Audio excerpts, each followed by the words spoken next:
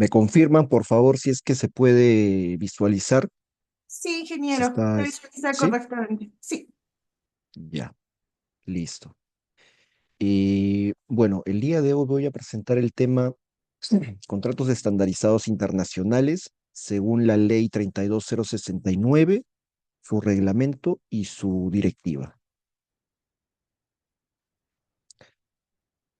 Bueno, este tema en realidad yo lo dicto en 6 capítulos. Sin embargo, por la premura también y por el corto tiempo que tengo, voy a tocar solo 2 temas, que son la introducción a los acuerdos gobierno a gobierno y los contratos estandarizados internacionales según esta presente normativa. Y bueno, también tengo las siguientes normas vigentes, ¿no? La Ley 32069, su reglamento, bueno, estoy empleando también al Código Civil, a la Ley de Procedimiento Administrativo General y la resolución directoral de la DGA. Empezamos con la introducción a los acuerdos gobierno a gobierno. Un acuerdo gobierno a gobierno, también llamados acuerdos G2G o contrato Estado-Estado, es un mecanismo de contratación de un gobierno extranjero para la adquisición de bienes, servicios u obras conforme a las condiciones pactadas entre ambos países, logrando alcanzar objetivos y beneficios para ambas partes. Con este proceso de contratación se busca que el Estado peruano se relacione con un Estado extranjero que destaque a nivel internacional por su experiencia en el sector y su alto nivel de transparencia e integridad. Y ante esto tenemos que hacernos 2 preguntas. Primero, ¿es lo mismo un acuerdo G2G que un contrato estandarizado internacional de ingeniería y construcción? La respuesta es no, ambos son conceptos diferentes.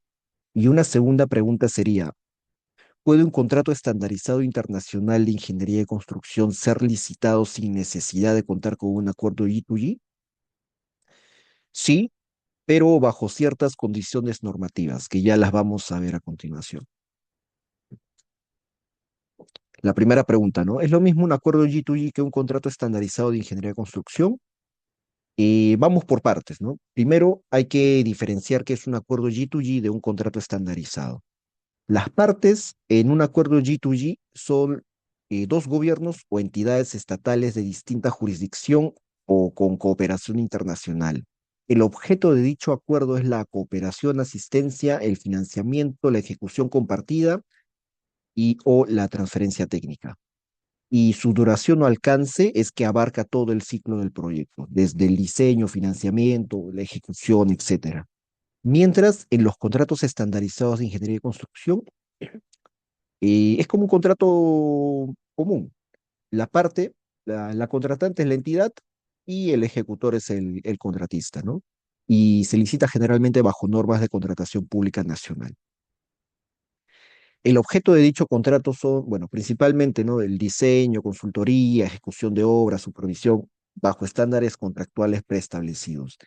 Y su duración o alcance normalmente está limitado a un proyecto o una obra en particular. O sea, tiene un alcance definido. Tenemos como ejemplo, creo que el más conocido son los Juegos Panamericanos de Lima 2019, los cuales eh, fueron realizados por medio de un acuerdo G2G entre la República del Perú y el Reino Unido y se empleó un contrato estandarizado, un contrato NEC 3, SC de Ingeniería y Construcción, opción F. Este caso ha sido bastante estudiado por años y ha sido la portada de ingreso de los contratos NEC acá en la jurisdicción peruana. Como segundo ejemplo tenemos al Aeropuerto Internacional de Chinchero, en Cusco. El mismo se realizó por medio de un acuerdo G2G entre la República del Perú y Corea del Sur y se empleó los contratos FIDIC. En este caso, para el movimiento de tierras, se empleó un contrato FIDIC Libro Rojo de construcción y para el diseño y construcción de las obras principales se empleó el libro amarillo. Como tercer ejemplo tenemos al Hospital Antonio Lorena en Cusco. El mismo fue realizado mediante un acuerdo G2G entre la República del Perú y Francia y se empleó un contrato estandarizado, un FIDIC libro plata. Y como cuarto ejemplo tenemos a las escuelas bicentenario, las cuales se están ejecutando actualmente. Bueno, fue realizado mediante un acuerdo G2G entre la República del Perú y el Reino Unido y se empleó un contrato estandarizado, un contrato NEC, bueno, la versión actual de la NEC 4 de Ingeniería de Construcción. Su etapa uno se hizo uso de la opción de pago A y E y la etapa 2 la opción de pago C. La segunda pregunta, ¿puede un contrato estandarizado internacional de ingeniería de construcción ser licitado sin necesidad de contar con un acuerdo G2G? Se mencionó que sí, y tenemos como ejemplo actual al proyecto Bicameralidad, el cual va a ser la nueva sede del Poder Legislativo. Ahí tenemos una foto preliminar. En este mismo no hay un acuerdo G2G, netamente lo está ejecutando el Estado peruano. Eh, la entidad que lo ejecuta es la Unidad Ejecutora de Implementación del Modelo de la Infraestructura y Funcionamiento de la Bicameralidad del Poder Legislativo y se está empleando un contrato NEC 4 SC. Ahora vamos a ver las ventajas y desventajas de implementar un acuerdo gobierno a gobierno. ¿Cuáles son las ventajas? Tenemos que obtenemos una transferencia de conocimientos y capacidades técnicas, existe una mayor confianza internacional y reputacional, bueno, existe también una gestión eficiente de proyectos complejos y también hay un blindaje político y administrativo, según los acuerdos bilaterales entre ambas entidades.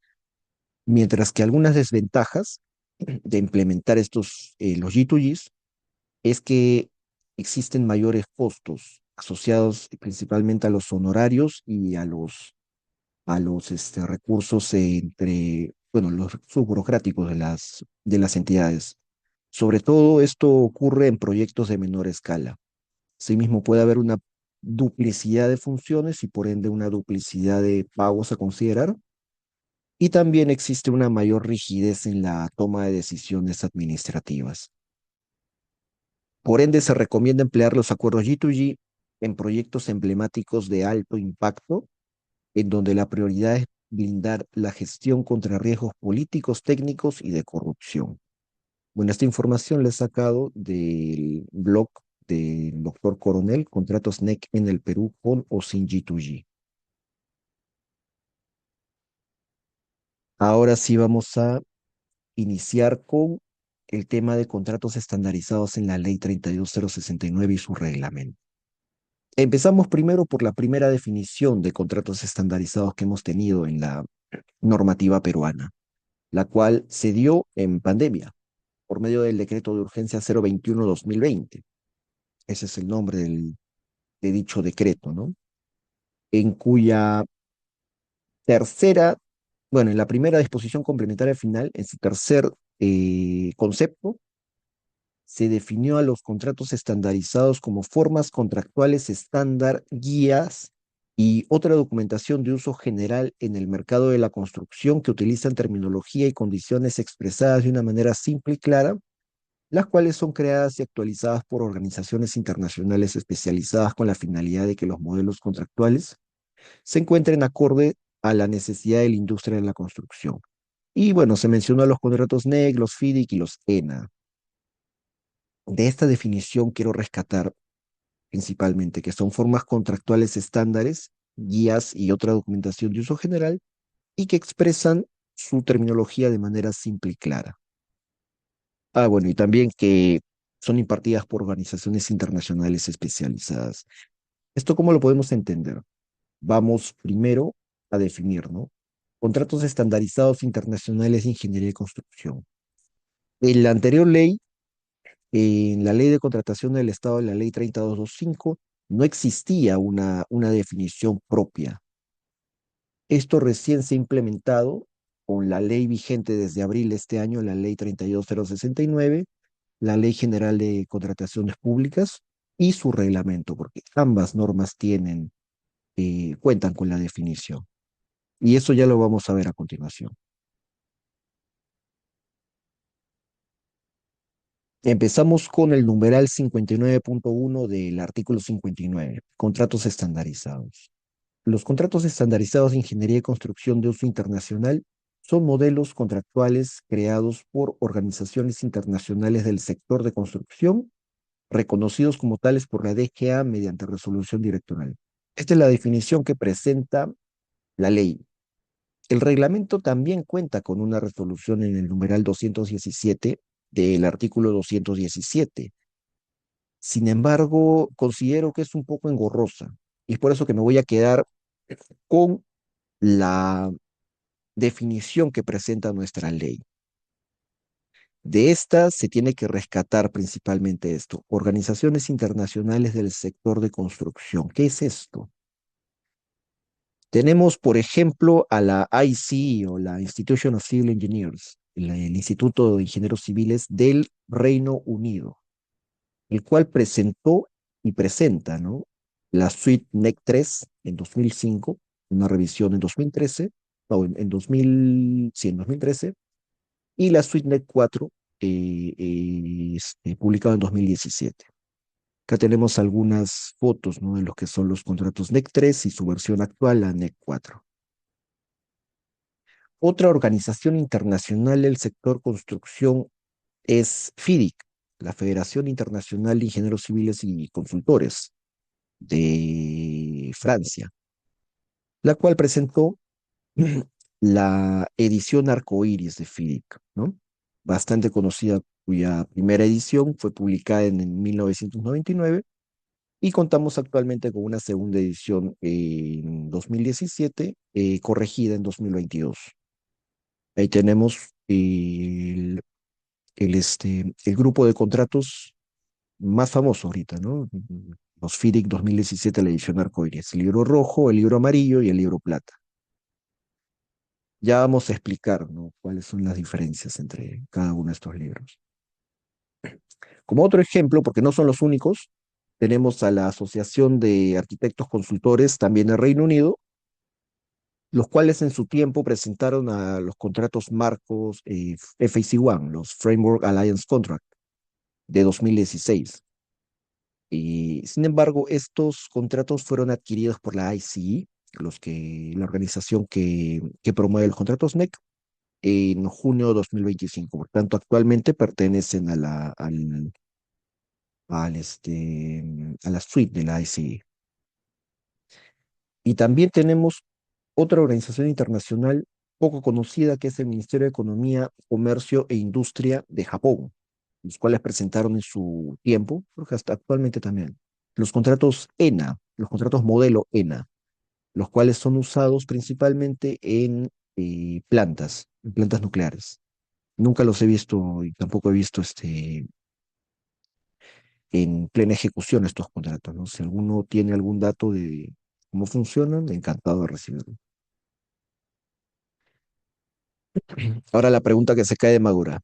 ¿Qué contratos estandarizados de ingeniería y construcción pueden ser empleados según nuestra normativa actual? Porque como hemos podido ver, ¿no? Existen varias organizaciones internacionales y no solo los contratos estandarizados abarcan a los contratos NEC en su versión 3 o 4 o a los contratos FIDIC, sino tenemos otros, ¿no? Hemos visto los contratos SENA, los contratos FHC1, tenemos los JTC, los TAC1, tenemos a los PPC 2000, entre otros. Pero para esto tenemos que irnos a una definición. Vamos a ver los contratos estandarizados contemplados según esta normativa.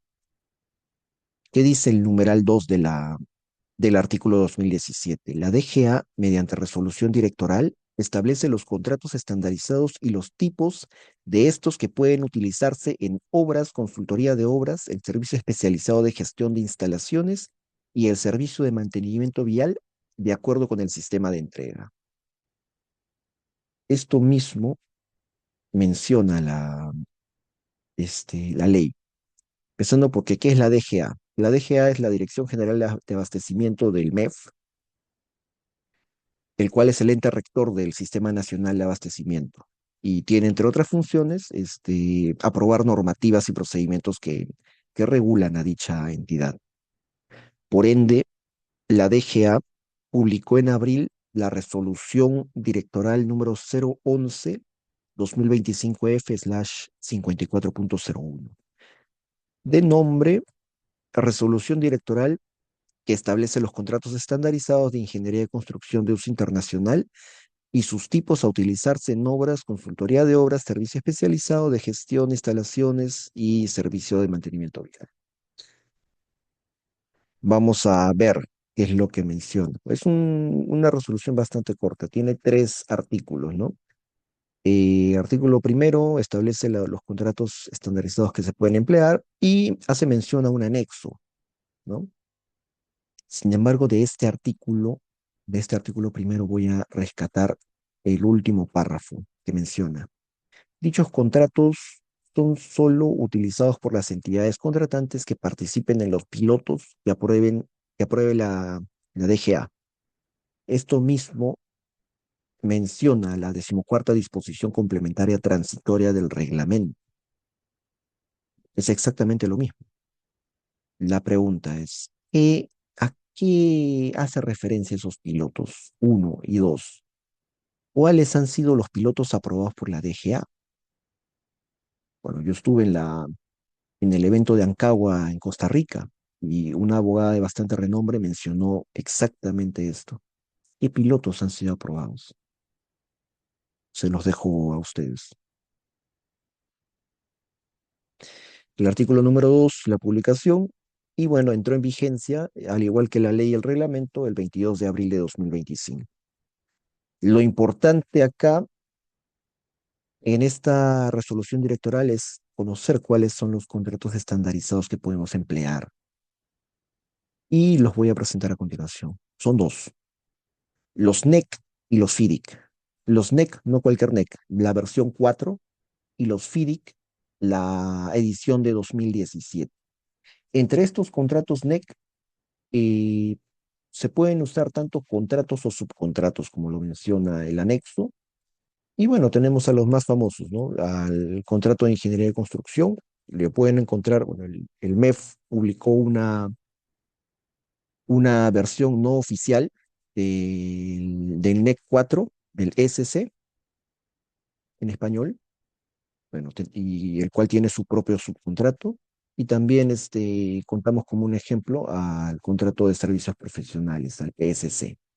Como pueden ver también de la tabla, el objeto contractual de empleo para estos, bueno, de los contratos, se limita a servicios y a obra. En bienes no hay, no se emplea en bienes.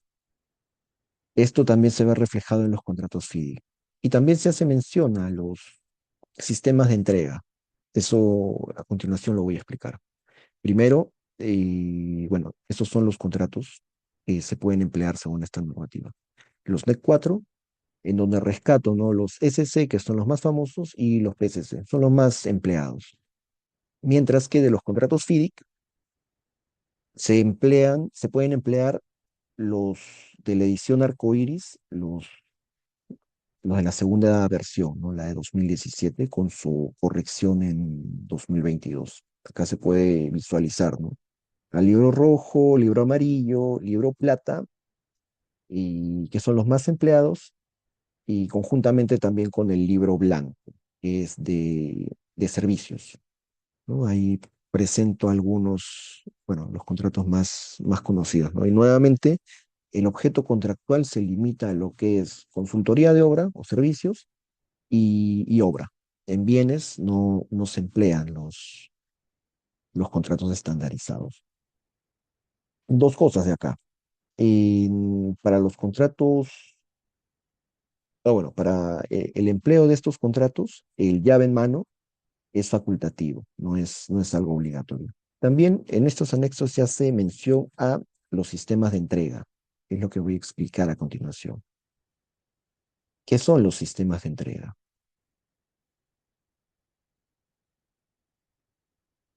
El sistema de entrega de obra establece cómo se planifica, diseña, construye y gestiona dicha obra, definiendo las relaciones, responsabilidades y distribución de riesgos entre la entidad contratante, el contratista y otros actores clave. Su regulación contribuye a mejorar la eficiencia en la gestión de obras, reducir conflictos contractuales, fomentar mejores prácticas y optimizar costos y plazos. Bueno, esta es una definición que la saqué de Construction Legal Book. Empezamos por el final, en este caso, numeral 158.2 del artículo 158. Los sistemas de entrega señalados en el numeral precedente, al cual todavía no he mostrado, pueden incluir adicionalmente llave en mano que consiste en la dotación de mobiliario, equipamiento y montaje hasta la puesta en servicio. Esto mismo se menciona en la resolución directoral 011, ¿no? El llave en mano es de uso facultativo. Asimismo, el numeral 158.3 menciona que la ejecución de los sistemas de entrega C, D, E y F del numeral 158.1 se utilizan únicamente contratos estandarizados de ingeniería y construcción de uso internacional. Voy adelantando que para la presente normativa, en este caso en el reglamento, se especifican 6 tipos de sistemas de entrega de obra, los cuales los voy a presentar a continuación. ¿Cuáles son estos? Solo construcción, diseño y construcción, diseño, construcción, operación y mantenimiento, gestión del diseño y construcción al riesgo, gestión del diseño y construcción de agencia y entrega integrada de proyecto o alianza. Como se mencionó en el numeral 158.3, estos 4 solo pueden ser licitados por medio de contratos estandarizados, mientras que los dos primeros, solo construcción y diseño y construcción, su uso es facultativo, pero sí se pueden emplear. Tenemos al libro rojo, que es de solo construcción, al libro amarillo, diseño y construcción, el libro plata, que es un libro amarillo pero con más riesgos. Eso es con FIDIC. Un NEC igual podríamos emplear un SC. Ahora voy a presentar, ¿no? ¿Qué es lo que mencionan estos tipos de entrega, estos tipos de sistemas de entrega en los que sí se pueden emplear los contratos NEC, que se puede emplear de manera obligatoria? Empezamos con diseño, construcción, operación y mantenimiento. El contratista es responsable de la elaboración del expediente técnico, la ejecución de la obra, así como de la operación y mantenimiento durante el periodo que la entidad contratante determine, considerando la vida útil del activo. Como ejemplos tenemos al contrato de diseño, construcción y operación de NEC 4 y también tenemos al libro oro de FIDIC, que también se llama diseño, construcción y operación. Otro tipo de sistema de entrega de obra es el de gestión del diseño y construcción al riesgo. El contratista contrata directamente a los subcontratistas y asume la responsabilidad de la entrega de la obra a la entidad contratante. Se encarga de administrar a todos los subcontratistas que realizan la elaboración del expediente técnico, la ejecución y cualquier otro componente que estuviese previsto como parte del alcance.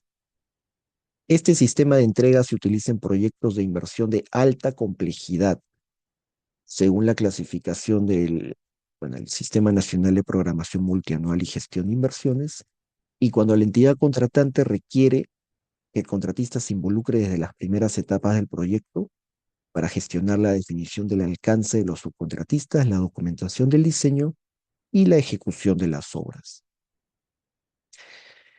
Se hizo mención a los proyectos de alta complejidad. ¿Cómo se define un proyecto de alta complejidad? Bueno, para eso tenemos a la Directiva 001-2019, la Directiva General del Sistema Nacional de Programación Multianual y Gestión de Inversiones, en cuyo anexo número 10, titulado Criterios para determinar la clasificación del nivel de complejidad de los proyectos de inversión, se encuentra esta tabla, el gráfico número 1, clasificación del nivel de complejidad de un proyecto de inversión. El eje X hace alusión a la magnitud del monto de la inversión, el cual se puede determinar según la tabla número 2 de dicho anexo. Y el eje Y hace mención al nivel del riesgo, el cual se puede tabular, ¿no? También por medio de las tablas número 3 y 4 de dicho anexo. Y es así que uno puede identificar, ¿no? Si el proyecto es de baja complejidad, mediana complejidad o de alta complejidad.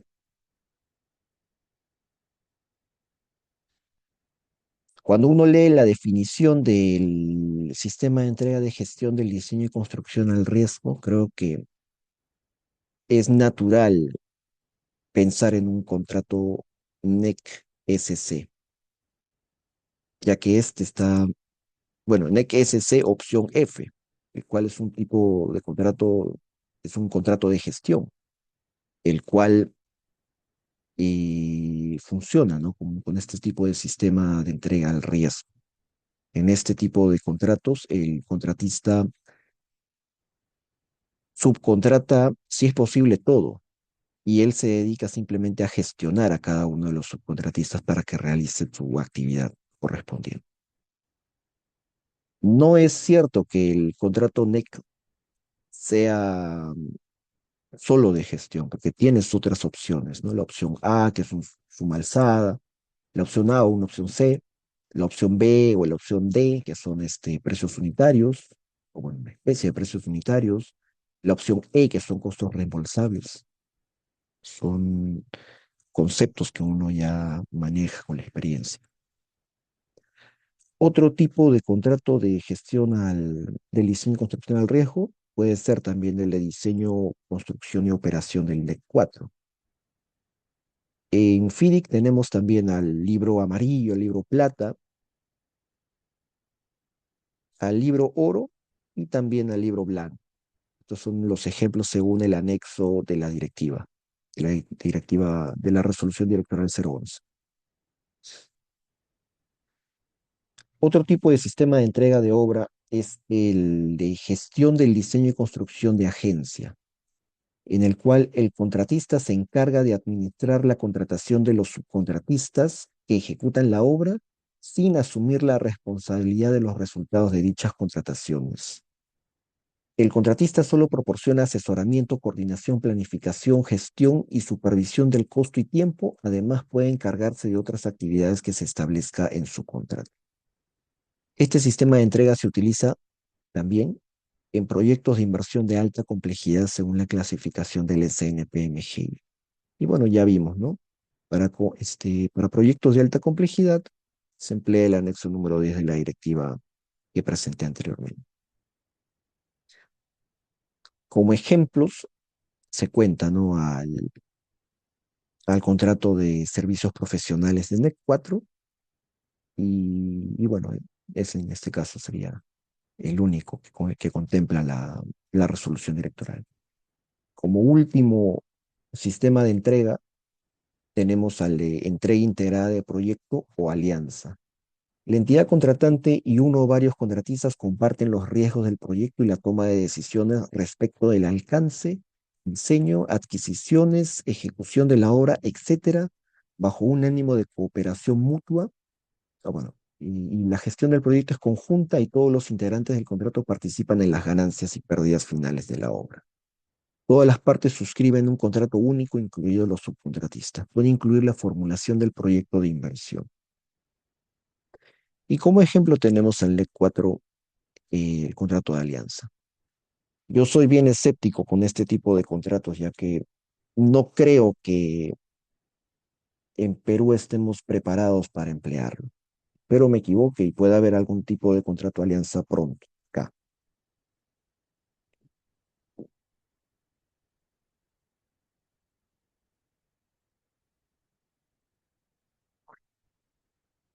Sistema Nacional de Control en Contratos Estandarizados. Que sí, Contraloría también se mete en la gestión, ¿no? de estos contratos. ¿Qué dice el numeral 2 del artículo 59? Para el caso de consultoría de obras, ejecución de obras y gestión de instalaciones, las entidades contratantes pueden utilizar contratos estandarizados de ingeniería y construcción de uso internacional, siempre que así lo determine la estrategia de contratación. La ejecución de estos contratos se somete a control gubernamental simultáneo y posterior a cargo de la Contraloría, ¿no? Y demás órganos del Sistema Nacional de Control. Así que sí, los contratos estandarizados también son fiscalizados por Contraloría. y se ha estado haciendo anteriormente. Acá les presento, por ejemplo, un informe de hito de control, cuál es un control simultáneo, ¿no? Justo que se hizo a una obra de la Autoridad para la Reconstrucción con Cambios en la que yo participé. Ahí he tapado algunos datos también. Y el control posterior, bueno, también puede entrar a Contraloría por medio de esta directiva, la 009/2023.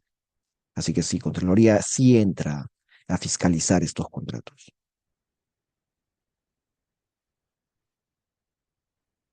Ejecución contractual en contratos estandarizados. Numeral 3 del artículo 59.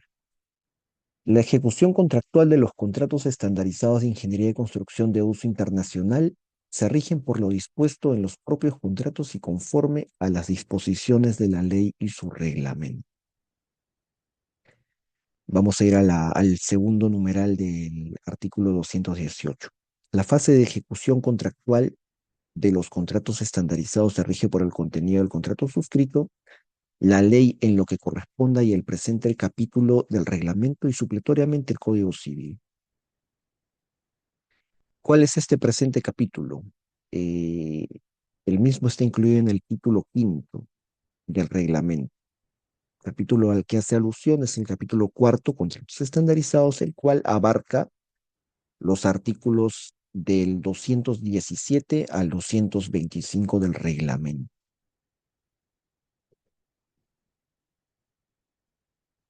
Nos vamos ahora al numeral quinto del artículo 218 del reglamento. Para tomar decisiones durante la ejecución contractual, se toma en cuenta en lo que corresponda las buenas prácticas nacionales e internacionales que involucran el trabajo conjunto entre las partes para la obtención de soluciones para el proyecto y el cumplimiento de la finalidad del contrato, así como lo señalado en las guías de los contratos estandarizados de ingeniería y construcción de uso internacional elegidos, salvo que los contratos estandarizados elegidos no cuenten con guías oficiales. ¿A qué hace alusión este concepto? Guías de los contratos estandarizados. Porque sí, tanto los contratos FIDIC como los contratos NEC cuentan con sus propias guías oficiales. Los contratos FIDIC contaron con un libro llamado Guía de Contratos FIDIC, en este caso de la versión del 99, pero actualmente también se cuenta con un libro, también llamado Guía de Contratos FIDIC, pero de 2017, de la versión 2017. Este, esta guía actualmente se puede aplicar según nuestra normativa, según este numeral. Lo mismo pasa con los contratos NEC. Contaron con su guía de los contratos NEC 3 y actualmente se cuenta con esta guía de los contratos NEC 4. Actualmente es aplicable según la normativa.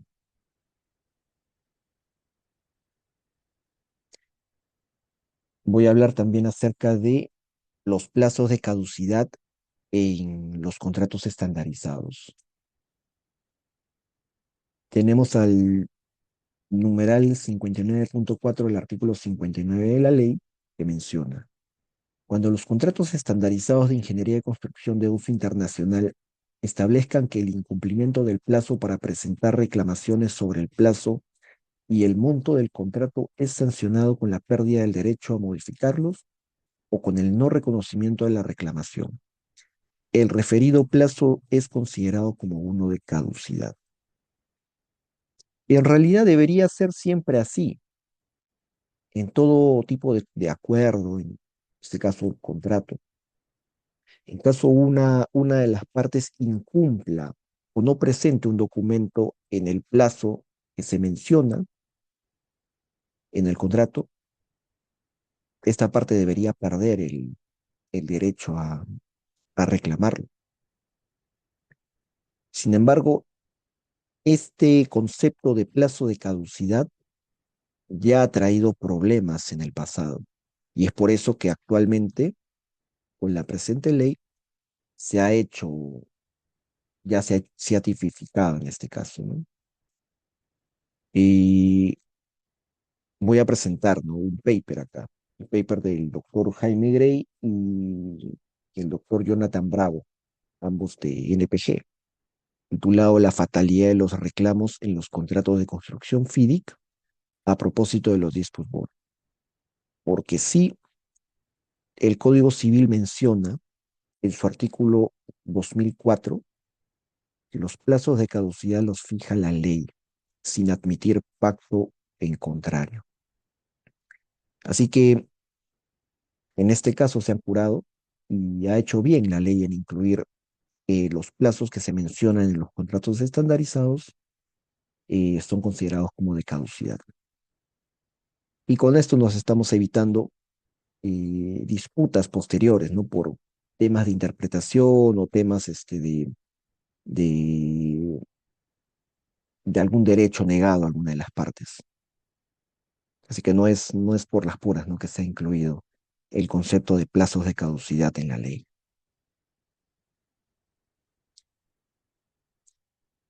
Contamos también con cláusulas obligatorias en los contratos estandarizados.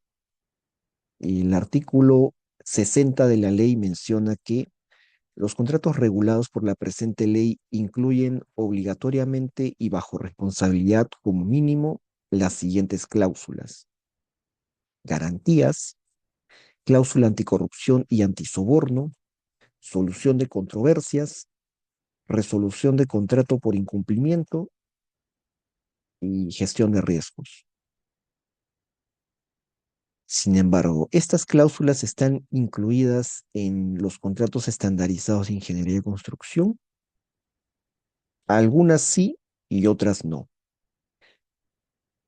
La ley menciona que dichas cláusulas son obligatorias. Entonces, ¿cómo se podría subsanar esto en los contratos estandarizados si es que se emplea? Pues en los contratos NEC tenemos las llamadas cláusulas Z, en las cuales uno puede enmendar alguna cláusula o incluir alguna nueva. Con esto se estaría respetando lo que menciona el artículo 60 de la ley. Esto mismo ocurre también en los contratos FIDIC. Por medio de las condiciones particulares se puede hacer lo mismo que en las cláusulas Z, siempre y cuando dichas cláusulas respeten los 5 principios de oro que menciona FIDIC.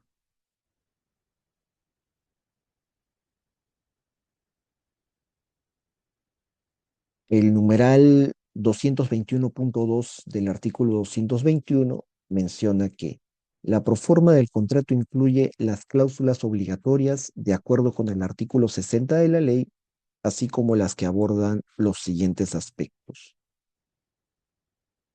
El primer aspecto: las partes se comunican de manera honesta y abierta, con respeto mutuo, trabajan en estrecha colaboración durante la vigencia del contrato estandarizado de ingeniería de construcción de uso internacional. Se mantienen informadas sobre cualquier problema, incidente o acontecimiento que pueda surgir en la ejecución de dicho contrato, ¿no? Se hace mención nuevamente, o bueno, en varias partes del reglamento, sobre todo, a la palabra colaboración. Un segundo aspecto: el contratista es el único responsable por los actos u omisiones, incumplimiento, ejecución parcial, tardía o defectuosa en que incurran los terceros que contrate para el cumplimiento de sus obligaciones, incluyendo al plantel técnico. Acá tengo una pregunta que hacer con respecto a esta definición. El contratista es el único responsable. Este artículo está presente en el capítulo de contratos estandarizados. ¿Qué pasa con los contratos cuyo sistema de entrega son eh, de gestión de diseño y construcción tipo agencia? Una definición del sistema de entrega de gestión de diseño y construcción tipo agencia la podemos encontrar acá. En la gerencia de proyectos como agencia, el contratista no asume una obligación de resultados, pues solo debe brindar sus servicios de manera diligente, conforme a su experiencia y conocimientos para que la obra se ejecute eficientemente. Eso es por teoría un sistema de gestión tipo agencia. Y esto lo podemos encontrar en el paper que publicó mi amigo Juan Carlos Medina en 2021. Ahí lo pueden, ahí lo dejo para que lo podamos ver. Otro aspecto que aborda: la verificación de los supuestos y los efectos del caso fortuito o fuerza mayor, así como los vicios ocultos, se remite a lo dispuesto por los artículos 1315 y 1326 del Código Civil y demás normas aplicables. Acá ya se hace mención al caso fortuito o fuerza mayor. Entonces tenemos que, bueno, y también a los vicios ocultos. Entonces tenemos que ir a la definición del Código Civil, que nos menciona en su artículo 1315 que el caso fortuito o fuerza mayor es la causa no imputable consistente en un evento extraordinario, imprevisible e irresistible, los tres en conjunto, que impide la ejecución de la obligación o determina su cumplimiento parcial, tardío o defectuoso. Asimismo, tenemos el artículo 1326 de reducción del resarcimiento por actos del acreedor, en donde se menciona: si el hecho doloso o culposo del acreedor hubiese concurrido a ocasionar el daño, el resarcimiento se reducirá según su gravedad y la importancia de las consecuencias que de él deriven. Estos son los artículos que menciona el reglamento. Sin embargo, hay uno más, no lo menciona: la obligación por saneamiento por vicios ocultos. El transferente está obligado al saneamiento por los vicios ocultos existentes al momento de la transferencia. Y gracias a este, bueno, pasamos al siguiente, que es vicios conocibles por el adquiriente, en donde se menciona: no se consideran vicios ocultos los que el adquiriente pueda conocer actuando con la diligencia exigible de acuerdo con su aptitud personal y con las circunstancias. Así que son bastante importantes estos dos últimos artículos, los cuales el reglamento no hace mención. Se los presento si es que no los conoce. Y bueno, tenemos también las modificaciones contractuales en contratos estandarizados. El numeral 63.1 del artículo 63 de la ley menciona: los contratos celebrados dentro del alcance de la presente ley y su reglamento pueden modificarse por acuerdo de las partes, por disposición de la entidad contratante o a solicitud del contratista para alcanzar la finalidad del contrato de manera oportuna y eficiente y en consideración a la estrategia de contratación. La modificación es aprobada por la autoridad de la gestión administrativa, con excepción de los supuestos establecidos en la presente ley y el reglamento.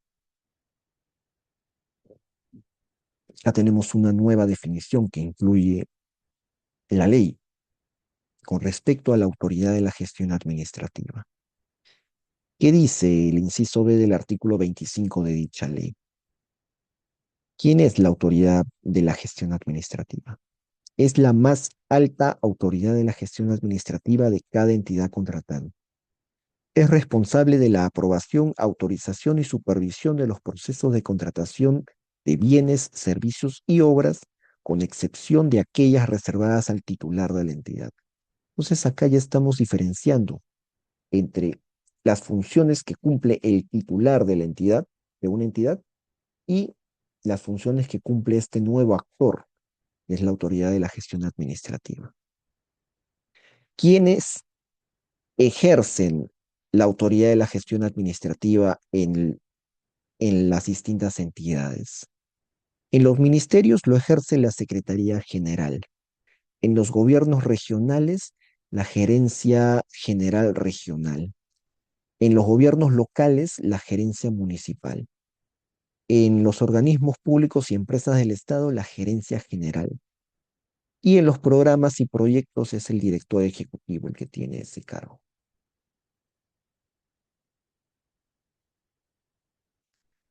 El numeral 63.2 del artículo 63 menciona: Las modificaciones contractuales no deben afectar el equilibrio económico-financiero del contrato.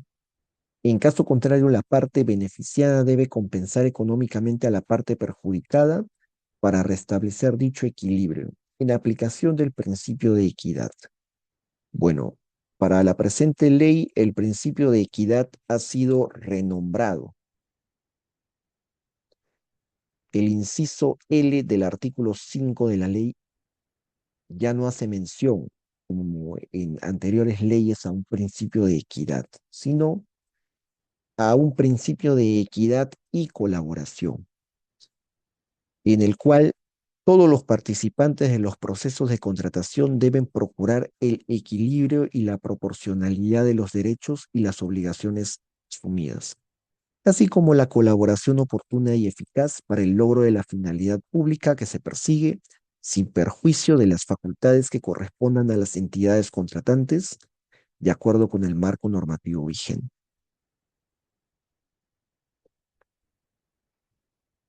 Asimismo, el numeral 3 del artículo 63 menciona: son supuestos para la modificación del contrato. La ejecución de prestaciones adicionales, ya las conocemos. La reducción de prestaciones también.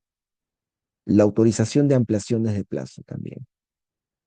Y la modificación por hecho sobreviniente a la suscripción del contrato no imputable a las partes según las condiciones que establezca el reglamento, ¿no?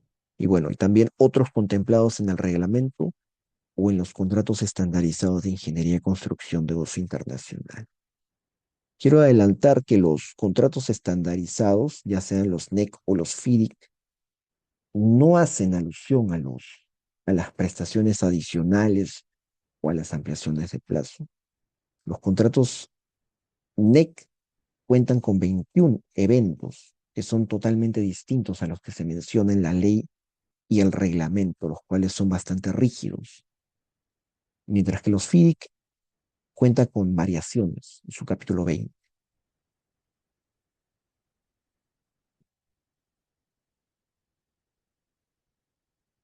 Ahora voy a pasar al numeral 64.7 del artículo 64. En el caso de obras que utilicen contratos estandarizados de ingeniería de construcción de uso internacional, se rigen por lo dispuesto en los propios contratos. Las modificaciones que incidan en el monto contractual no pueden exceder el 50% del valor del presupuesto de obra consignado en el expediente técnico aprobado o del monto del contrato de obra de acuerdo con las condiciones establecidas en el reglamento, ¿no? Esto es lo principal. ¿Qué dice el inciso D del artículo 221 del reglamento? Las modificaciones que incidan en el monto contractual no pueden exceder el 50% del valor del presupuesto de obra consignado en el expediente técnico aprobado o, en el caso del sistema de entrega de suelo construcción, del monto del contrato de obra original. En caso las modificaciones excedan el 50% señalado, se configura la condición de terminación anticipada que ocasiona la resolución del contrato. Dicho porcentaje no comprende los gastos por las modificaciones que afecten el plazo de ejecución. Y sí, en este reglamento se incluye, ¿no?, el concepto de la terminación anticipada. No, no lo voy a explicar a detalle, pero sí se lo incluye. Y bueno, para un poco ya terminar, según los precedentes artículos de la ley, existen otros supuestos para la modificación contractual, los cuales se encuentran contemplados en los contratos estandarizados de ingeniería y construcción de uso internacional. Para nuestra presente normativa ya hemos mencionado que se pueden emplear los contratos NEC 4 o los contratos FIDIC de 2017. Contratos NEC 4 cuentan con los llamados eventos compensables, mientras que los contratos FIDIC cuentan con las variaciones que se pueden hacer efectivas por medio de las reclamaciones. Estos primeros contratos NEC 4, los eventos compensables los podemos encontrar en la cláusula 60 de dicho contrato titulada eventos compensables. Mientras que en los contratos FIDIC las variaciones y bueno, todos los conceptos los cuales el contratista puede reclamar se encuentran en la cláusula 20 titulada Reclamaciones del contratista. Y bueno, yo dicto en realidad estos dos cursos también, ¿no? Y lo que es la gestión contractual de los contratos NEC y también de los contratos FI. Pero eso ya sería extendernos un poco más eh, en cuanto a la exposición. Pueden ser tranquilamente unas 10 horas, 12 horas. Y nada, eso sería todo más bien por mi parte. Y muchas gracias a Ancago Internacional por la oportunidad y les dejo mi contacto también, ¿no? Ahí está mi celular y mis correos también. Muchas gracias a los presentes. Ingeniero Michel, muchísimas gracias. Y sí, sabemos que nos hemos pasado un minuto de los días. Agradecemos a los Sí, presentes por el sí, tiempo, sí, sí. a usted, ingeniero. Y solo pedirle, hay una preguntita que me parece muy interesante de un participante, porque siempre es importante compartir estas ideas que nuestros aquí participantes nos trasladan, ¿no? Y nos preguntan y nos comentan. ¿Cuáles serían las ventajas de estos contratos frente a las contrataciones públicas? Porque existen casos como el Hospital Antonio Lorena, el aeropuerto de Chinchero, que no se concluyen dentro del plazo estipulado y se han generado presupuestos adicionales por haberse generado eventos compensables. Sí, lo estoy leyendo ahorita, a ver. Y ya, sí es correcto la pregunta del participante. Y menos mal que hizo la corrección, ¿no? Porque tanto el Antonio Lorena como el aeropuerto de Chinchero en ambos se emplearon contratos FIDIC y no existe el concepto de eventos compensables en dichos contratos, sino las variaciones.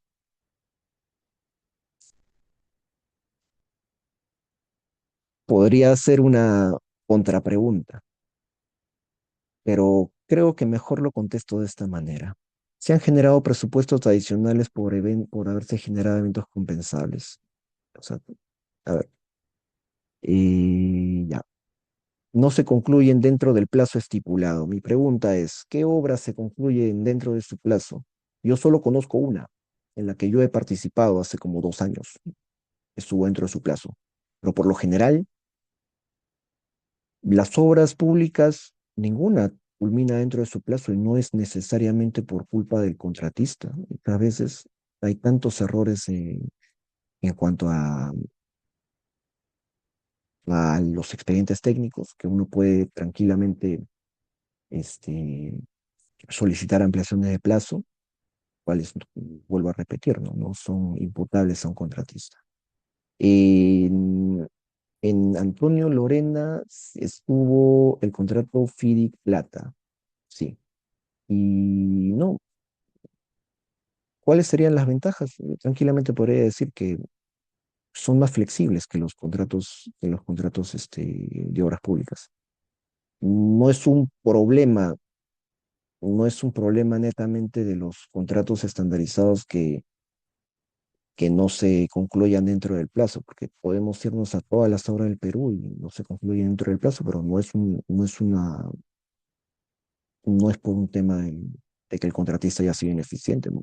Creo que el 90% de las causales de ampliación de plazo, sobre todo en hospitales, es por el diseño, porque los expedientes técnicos son terribles.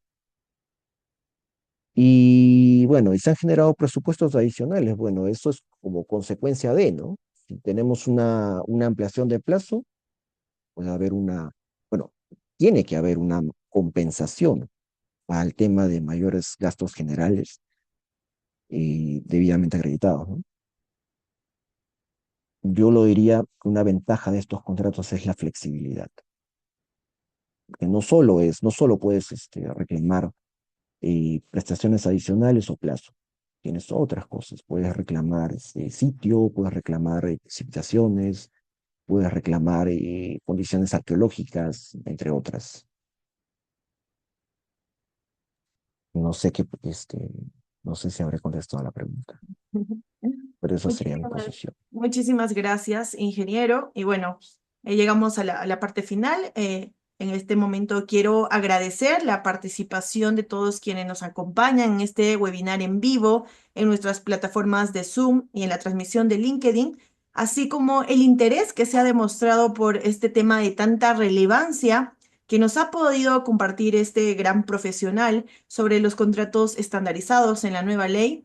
De parte de Ancagua, nuestro especial reconocimiento al ingeniero Michel Vicente por su valiosa exposición que ha sido clara, ha sido técnica, que sin duda contribuye a una mejor comprensión y aplicación en el nuevo marco normativo de las contrataciones públicas. Desde el CART Ancagua Internacional reafirmamos siempre nuestro compromiso con seguir promoviendo estos espacios de capacitación, de análisis, de reflexión jurídica que están orientados a fortalecer nuestro conocimiento. Gracias a todos los participantes por su activa participación. Los invitamos a mantenerse activos en nuestras próximas actividades académicas. Gracias, ingeniero. Ha sido un placer poder acompañarlo en este webinar. Gracias a usted, doctora. Y muchas gracias, Ancagua.